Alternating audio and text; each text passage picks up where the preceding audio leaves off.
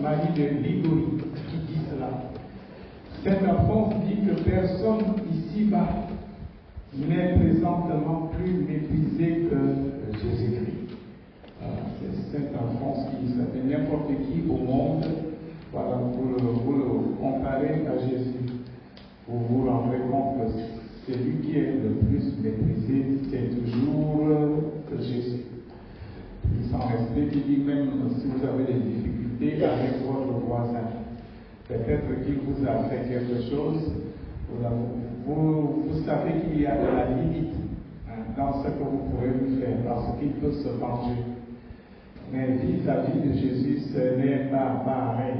Il dit voilà, personne n'est présentement plus méprisé que Jésus. Et même je le vois par exemple avec les réseaux sociaux, même les médias. Voilà. Bon, ils sont de plus en plus nombreux à affirmer que Jésus n'a même pas existé. Voilà. Et des personnes très en vue. Et même à notre niveau, qui sommes chrétiens, baptisés, la plupart d'entre nous, voilà, nous croyons que Jésus est Dieu. Mais nous vivons en contradiction flagrante des paroles de Jésus. On sait que Jésus a dit ça, mais on choisit de vivre autrement. Tout cela aussi, c'était mépris de Jésus. Voilà. Et le mal dans le monde et dans l'Église est massif. Massif. C'est le pape Benoît XVI. Il a écrit un livre les années 2009. Le livre a pour titre Lumière du monde. Là, il parle des prêtres, avec tous les scandales qu'il y a eu dans l'Église. Il parlait de ça, il disait, mais attends, voilà, quand un prêtre fait un truc comme ça, voilà, est-ce que Jésus ne l'avait pas appelé à sa suite? Il dit, quand il se lève le matin, quand il monte à l'autel, il pense à quoi? Alors, je dis, même dans l'Église, le mal est massif. Voilà, la culture de la mort règne dans le monde. Je pense que c'est les années 2015 que j'ai lu ce livre-là. Il a été écrit par le père Daniel Ange. Le livre a pour titre SOS. Ici, on tue la vie. Et là-dedans, il y a tout un chapitre qu'il a consacré au problème de l'avortement. Il décrit les choses que vous êtes loin d'imaginer. Je vous assure, frères et sœurs, quand j'ai lu ce livre, je tremblais. Quand j'ai lu une page, je tremble, j'arrête, je reprends. Je lis une page, je tremble, j'arrête. Parce que le mal est massif dans le monde. Et l'actualité, même dans notre pays, ces derniers-ci, on parle de la possibilité de voter la loi sur le suicide assisté. Voilà, ça c'est notre monde. On peut croire que ça a commencé aujourd'hui, mais au fond, la culture de la mort règne dans le monde. Comme nous venons de l'entendre dans le récit de la passion du Seigneur. Voilà les grands prêtres, voilà, les scribes, ils crient à propos de Jésus. Ils disent à mort, à mort, à mort, à mort, crucifie-le. Donc, frères et sœurs, le plus beau dans cette histoire, voilà, cette histoire de la passion du Seigneur, puisque nous sommes là cet après-midi, pour célébrer la passion du Seigneur. Le plus beau, c'est que le Seigneur, dans sa miséricorde infinie, malgré tout ce qu'on lui a fait, donc, au lieu de crier, vous avez péché, je vais vous torturer. Non, ce n'est pas ce qu'il fait. Voilà, il choisit d'amplifier l'amour. Voilà, il choisit d'amplifier l'amour pour nous ramener à lui et nous sauver. Voilà, nous venons d'entendre dans le récit de la Passion, Jean chapitre 19, versets 16 à 18, il est écrit, ils se saisirent de Jésus. Au fond, ils ne sont pas plus forts que Jésus. C'est Jésus lui-même qui a accepté de mourir. Saint Jean écrit, ils se saisirent de Jésus, et lui-même portant sa croix, sortit en direction du lieu dit le crâne ou calvaire, qui c'est dit en hébreu Golgotha. C'est là qu'ils crucifièrent Jésus. Alors, Jean chapitre 19, le verset 16 à 18. Saint Paul écrit dans sa deuxième lettre aux Corinthiens, chapitre 5, verset 14. Il dit, l'amour du Christ nous saisit quand nous pensons qu'un seul est mort pour tous et qu'ainsi tous ont passé par la mort. Alors, parce que cette mort que le Seigneur Jésus subit, que nous venons d'entendre, c'était au fond notre mort à nous, parce que nous avons péché. Mais pour nous sauver, il choisit et il choisit de mourir à notre place. Je reprends Saint Paul. Il dit, l'amour du Christ nous saisit quand nous pensons qu'un seul est mort pour tous, et qu'ainsi tous ont passé par la mort. Frères et sœurs, c'est cela. Nous célébrons la Passion parce qu'il est mort pour nous. Et nous sommes invités, bien entendu, à nous arrêter et à fixer notre regard sur lui. Dans le témoignage des évangélistes, on dit que le Seigneur Jésus, on l'a crucifié à une place, les gens passaient par là. Voilà, les gens le voyaient crucifié sur la croix et pouvaient lire l'inscription au-dessus de sa tête. Alors, c'est nous aujourd'hui à refaire cela, à regarder Jésus crucifié avec un regard neuf. Et cela encore, Saint Paul nous aide dans sa première lettre aux Corinthiens, chapitre 2, versets 7 à 8. Saint Paul dit, ce dont nous parlons, c'est de la sagesse du mystère de Dieu, sagesse tenue cachée, établie par lui dès avant les siècles, pour nous donner la gloire. Il dit, aucun de ceux qui dirigent le monde ne l'a connu, car s'ils l'avaient connu, ils n'auraient jamais crucifié le Seigneur de gloire. Dans le texte que nous venons d'entendre, voilà, ceux qui ont crucifié Jésus, ceux qui ont demandé qu'il soit crucifié, et ceux qui ont donné l'autorisation, s'ils avaient connu ce qu'ils étaient en train de faire, ils ne l'auraient sans doute pas fait. Donc, frères et sœurs, je dis pour nous aujourd'hui, regardons ce mystère avec un regard neuf. Saint Thomas de Villeneuve, il disait que quel bonheur que je dois être jugé par celui qui voulut mourir pour moi et qui se laissa condamner à la mort afin de ne pas me condamner à l'enfer. Voilà, c'est Saint Thomas de Villeneuve qui dit cela. C'est des choses que je dis tout le temps ici et vous les connaissez. Hébreux chapitre 9, verset 27. La Bible dit, tous les hommes meurent une fois qu'ils sont jugés. Je dis, Saint Thomas de Villeneuve, il dit, quel bonheur alors que je dois être jugé par celui qui voulut mourir pour moi et qui se laissa condamner à la mort afin de ne pas me condamner à l'enfer. Et la question, frères et sœurs, que j'ai envie de poser à nous tous ici présents, est-ce que je sens en moi cette passion pour Jésus ou bien ma foi est froide? Voilà, parce qu'il y a des choses comme ça, il y a dans la vie des choses que nous aimons à la folie. Des choses que nous aimons à la folie. Il y a des choses, par exemple, comment dire, il y a des choses, je pense actuellement c'est le tour de cyclistes, non, voilà. Il y a des gens qui sont passionnés de ça. Quand c'est le tour des Lions, il y a des gens qui sont passionnés de ça. Quand c'est le carnaval, il y a des gens qui sont passionnés de ça. Quelqu'un dans la vie a une passion au moins. J'ai dit avec ce que Jésus a fait pour nous. La question que nous avons posée, je pense que c'est la chose la plus importante de notre vie. Est-ce que je sens en moi cette passion pour Jésus? Ou bien ma foi est froide? Nous connaissons les Écritures. C'est dans le livre de l'Apocalypse, je cite de mémoire. Le texte dit, comme tu n'es ni chaud, ni froid, que tu es tiède, alors je vais te vomir. Voilà, le Seigneur nous a aimés. Comme nous le chantons, il nous a aimés comme on n'a jamais aimé. Voilà, nous avons mal dire, je vais vous torturer, je vais vous jeter en enfer. Non. Voilà, il a choisi de mourir à notre place. Je repose la question. Est-ce que moi, je sens, voilà, en moi cette passion pour Jésus, ou bien ma foi est froide?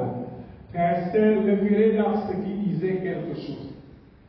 Le curé d'Ars disait que l'enfer prend sa source dans la bonté de Dieu. Il continue en disant, les damnés, c'est-à-dire ceux qui sont en enfer, ils diront, si du moins Dieu ne nous avait pas tant aimés, nous souffririons moins. L'enfer serait supportable. Dites, mais avoir été tant aimé, quelle douleur. Voilà, le curé d'Ars dit que avoir été aimé jusqu'à ce point, et mépriser encore cet amour et se perdre. Et là, les damnés disent, ils souffrent terriblement. Donc, frères et sœurs, la reconnaissance de l'amour de Dieu conduit à la transformation de nos vies. Voilà, Saint Paul a une belle formule. Vous la trouvez dans sa lettre aux Galates, au chapitre 2, verset 20. Je cite de mémoire. Il dit, ma vie aujourd'hui dans la foi, je la vis dans la foi au Fils de Dieu qui s'est livré, qui m'a aimé et qui s'est livré pour moi. Voilà, c'est ça qui a changé sa vie. Le fait que le Fils de Dieu l'a aimé et qu'il s'est livré pour lui. Donc il disait qu'il vit aujourd'hui dans la foi et dans l'amour au Fils de Dieu qu'il a aimé et qui s'est livré pour lui. Donc, frères et sœurs, je reprends ce que je disais. La reconnaissance de l'amour de Dieu conduit à la transformation de nos vies pour devenir des créatures nouvelles. Des créatures nouvelles. Voilà, c'est pour cela que c'est une fausse évangélisation. Le genre d'évangélisation, quand vous venez, il y aura des miracles, voilà, les gens seront guéris, voilà, mais tant mieux, tant mieux si les gens seront guéris, s'il y a des miracles. Mais rien ne dépasse l'amour dont le Christ Jésus nous a aimé. Il s'est livré pour nous. Donc, l'invitation à centrer notre vie sur Jésus, qui est mort et ressuscité pour nous. C'est encore Saint Paul dans sa deuxième lettre aux Corinthiens, chapitre 5, verset 15. Il dit, le Christ est mort pour tous, afin que les vivants n'aient plus leur vie centrée sur eux-mêmes, mais sur Jésus qui est mort et ressuscité pour eux. Je reprends 2 Corinthiens 5, verset 15. Il dit, le Christ est mort pour tous, afin que les vivants n'aient plus leur vie centrée sur eux-mêmes, mais sur lui qui est mort et ressuscité pour eux. J'ai discuté hier, c'était une conversation avec quelques personnes qui sont dans l'église. Voilà, on parlait d'un prêtre qui leur aurait dit que faire ses courses le dimanche c'est un péché. Non, vous n'avez pas entendu. Faire ses courses le dimanche est un péché. Voilà, et tout le monde dit ça. J'ai dit oui, il a raison. Je dis il a raison. Parce que c'est le jour de la résurrection. C'est un jour qui est pour Jésus. Enfin, tous les jours sont pour Jésus. Mais ce jour-là, parce que je suis ressuscité avec lui, c'est un jour qui nous est demandé, voilà, de faire une grande fête pour Jésus. Pas seulement ça. Pas seulement ça. Voilà. Comment est-ce que je vis mes journées du dimanche? Je reprends Saint Paul, frères et sœurs. Notez la citation. La deuxième lettre de Saint Paul, chapitre 5, verset 15. Il dit, le Christ est mort pour tous, afin que les vivants n'aient plus leur vie centrée sur eux-mêmes, mais sur Jésus, qui est mort et ressuscité pour eux. Voilà, ça c'est Saint Paul qui dit ça. Et Saint Charles de Foucault, il disait que notre cœur a soif de plus d'amour que le monde ne peut lui en donner. Voilà, ce que Jésus me donne. Voilà, tous les biens de ce monde réunis ne pourront jamais me donner ça. Voilà, je peux devenir roi, je ne sais pas, roi du monde, roi d'Angleterre, tout ce que vous voulez, être en bonne santé, avoir tous les biens du monde. Non, ce que Jésus me donne est incomparable à tout ce que le monde entier peut me donner. Je reprends Saint Charles de Foucault. Il disait que notre cœur a soif de plus d'amour que le monde ne peut lui en donner. Tout notre être a soif d'une vie plus longue que celle que la terre peut lui faire espérer. Fin de citation. Frères et sœurs, demandons au Seigneur de nous donner, de découvrir l'amour dont il nous aime, de découvrir l'amour dont il nous aime, parce que c'est un océan sans fond. C'est un océan sans fond. Je ne sais pas quel auteur chrétien qui disait ça. Il disait que pour découvrir l'amour dont nous sommes aimés par Jésus, on a besoin de l'Esprit Saint. L'Esprit Saint seulement peut nous aider, peut nous amener à comprendre la profondeur, la grandeur, la longueur, la largeur. Je ne sais pas si ça vous rappelle quelqu'un. Non, ça ne vous rappelle pas quelqu'un. C'est pas grave. Il y a un prêtre canadien. Il s'appelait Gaston Curtiz. Il meurt autant pour moi, alors qu'il était en train de prêcher. Et la dernière chose dont il parlait de ça. Il disait que vraiment, la chose la plus importante dans la vie, c'est de comprendre à quel point nous sommes aimés. Et c'est lui qui employait ces mots-là. Il disait la profondeur, la hauteur, la longueur, la largeur de tout l'amour dont nous sommes aimés. Et quand il avait fini de prononcer ces mots, il a dit merci Seigneur, il est tombé à genoux et il s'est endormi dans la mort. J'ai dit, frères et sœurs, Jésus nous a aimés. Jésus nous a aimés. Voilà notre célébration de cet après-midi. C'est pour nous dire cela.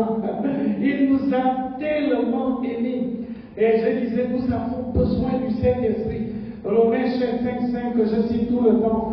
Il dit, l'espérance ne nous trompe pas. L'amour de Dieu est répandu dans nos cœurs par l'Esprit Saint qui nous est donné.